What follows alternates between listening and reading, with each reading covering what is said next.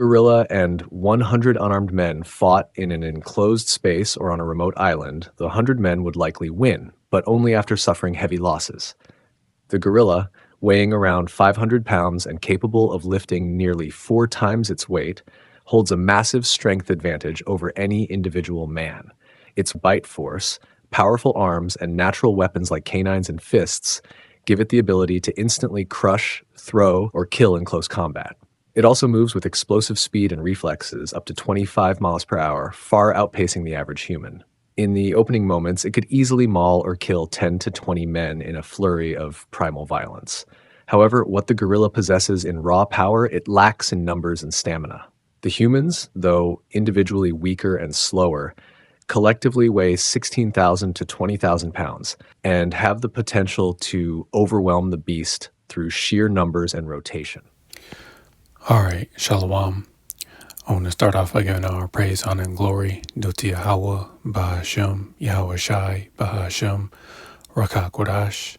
I like to give double honors unto the apostles and the elders of Great Millstone, who I learned this truth from, and I like to say peace and salutations unto the hopefully elect. And today, I just want to do a quick lesson on pretty much, as of recently, you've been hearing about, what if 100 unarmed men took on one gorilla, which is, crazy to think about, because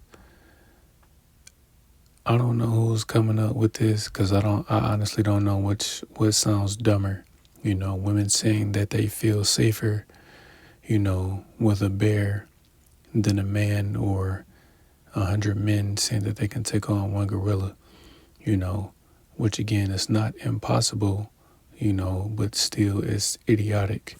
Why would you want to do such a thing? Knowing that this animal possesses extreme strength, they're extremely strong. They're not weak animals, man, and they are very fierce. They're peaceful, but at the same time, gorillas are violent animals,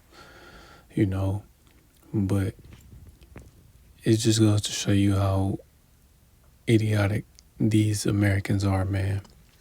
Yet again, women, saying that they feel safer with a bear in the woods than being with a man, or 100 men said that they could take on a gorilla, which is, insane. They must not have watched, enough Animal Planet growing up, seeing documentaries on gorillas and just how, strong these beasts are, man. But it's okay. Because like I said, it's not impossible, for 100 men to take down a gorilla and overpower it. But overall, shit is gonna be some casualties. A few of y'all gonna end up dying, man. And if anybody's actually idiotic enough to actually try that in real life, you deserve every bit of death that you have coming to you trying to take down a gorilla. And then for what? What do you have to prove, Because at the same time, gorillas aren't confrontational animals, they are territorial, but, they're not going to just bother you, But, I just wanted to, just bring out some edification on that, just give a couple examples of, mighty men in the scriptures that took down fierce animals. And the two examples that I'm going to grab is Samson and, of course, our King David, So I'm just going to grab a couple of scriptures. Lord willing, this lesson is edifying and straight to the point. So I'm going to start with the book of Judges, chapter 14, and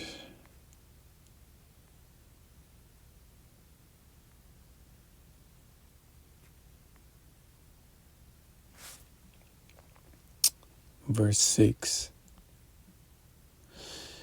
And it says, "And the Spirit of the Lord came mightily upon him, and he rent him as a kid." Slakia. Let me see. Slakia, yeah, verse 5. So this is Judges 14 and 5.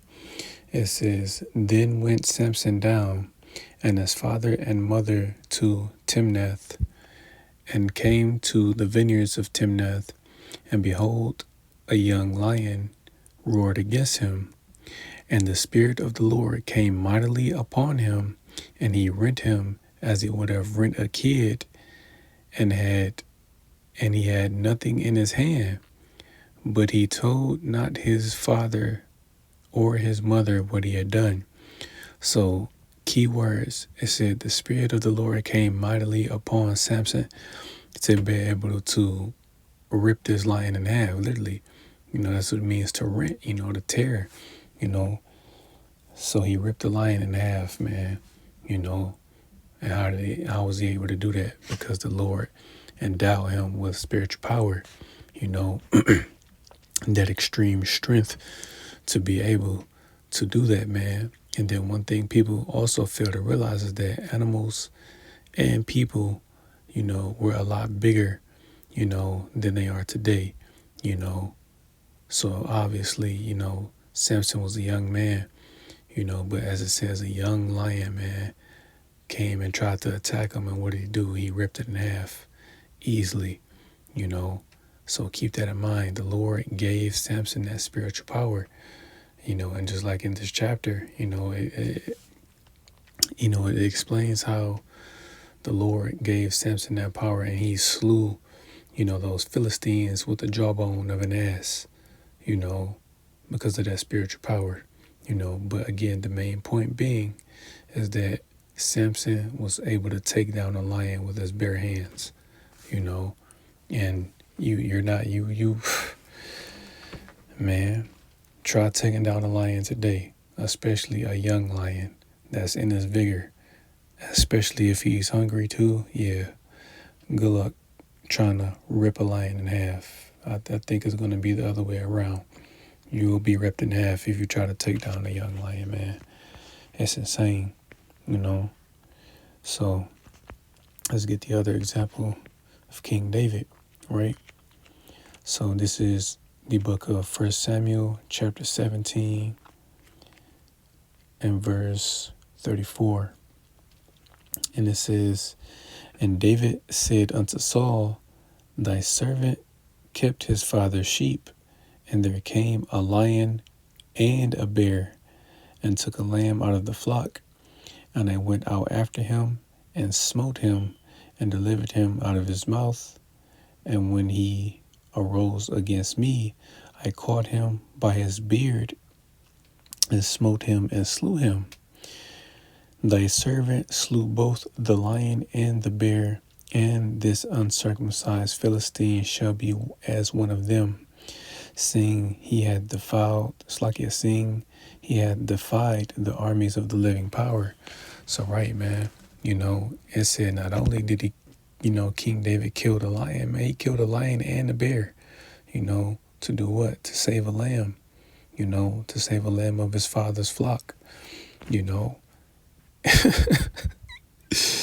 And he did it easily, man. How was he able to do that? Because he had spiritual power, Let me read verse 37.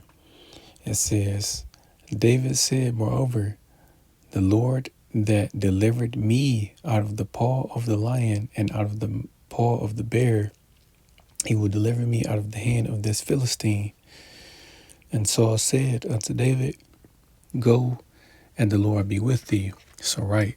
And again, man, as we know or should know, that King David was a mighty man. He was a warrior, man, and he did this in his youth. When he was a young man, he took down a lion and a bear, So again, let's go to the book of Sirach, and I'll end it with that, The book of Ecclesiasticus, also known as Sirach, chapter 47 and verse 1. And it says, And after him rose up Nathan to prophesy in the time of David, as is the fat taken away from the peace offering, so was David chosen out of the children of Israel. This is the point. He played with lions as with kids, and bears as with lambs. So right, he said he played with lions as with kids being, goats, young goats, and bears as with lions, man. So obviously, man, the Lord gave King David that spiritual power to be able to take down a lion and a bear easily. You know, that would be extremely difficult for one man to do. You know, yes, shit. One man, it doesn't matter how strong you are, you're not going to be able to take down a lion and a bear. You know, again, these are two very fierce animals, man. You know, when these women were saying that they felt safer with a bear, bears are apex predators, man. You know, grizzly bears and polar bears, man. These animals are not to be played with, man. Bears can run up to 30 miles an hour. They can swim. They can climb trees extremely fast. You can't outrun it. You know, there's nothing you can do against a bear unless the Lord is dealing with you on that level. You know, same thing with a lion. You know, again, they're very strong, man. You know, once they get on you, that's it. Because they're going to pounce on you and then go straight for your neck. They're going to bite you in the neck and try to suffocate you, you know. And then, you know what I'm saying? Again, you can't do anything against a lion, man. You know, so to say that 100 men can take down a gorilla, again, it's not impossible. But again, that would be an extremely difficult thing to do.